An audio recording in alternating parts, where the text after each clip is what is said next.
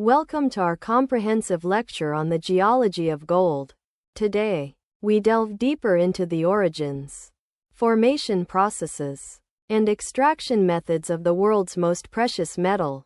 Gold is literally stardust. It cannot be created by Earth's natural processes. Instead, it was forged in the extreme heat of supernovae and the collision of neutron stars. These cosmic events scattered gold across the universe.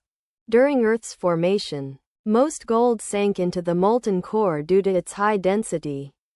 The gold we mine today arrived later, delivered to the crust by a massive bombardment of meteorites approximately 4 billion years ago.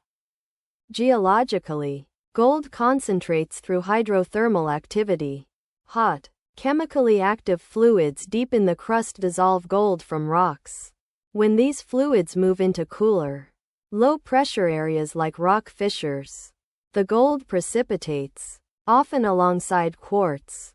This creates primary deposits, or lode gold. These veins can stretch for kilometers. Geologists study fault lines and tectonic plate boundaries to locate these hidden treasures, as they are often associated with mountain building events.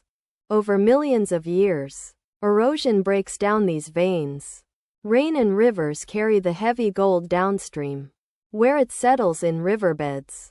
These are called secondary, or placer, deposits, which sparked the famous gold rushes of history. Modern extraction is a massive engineering feat. Open-pit mines move millions of tons of earth to find tiny flecks of gold. In deep shaft mining, workers descend kilometers underground to reach high-grade ore bodies. Once the ore is brought to the surface, it is crushed and treated with chemicals like cyanide in a process called leaching. Finally, the gold is smelted and refined to 99.9% purity, ready for use in jewelry, technology, and finance. Understanding the geology of gold helps us appreciate its rarity and the immense effort required to bring it from the stars to our hands. Thank you for watching. Subscribe to our channel for more in-depth scientific lectures.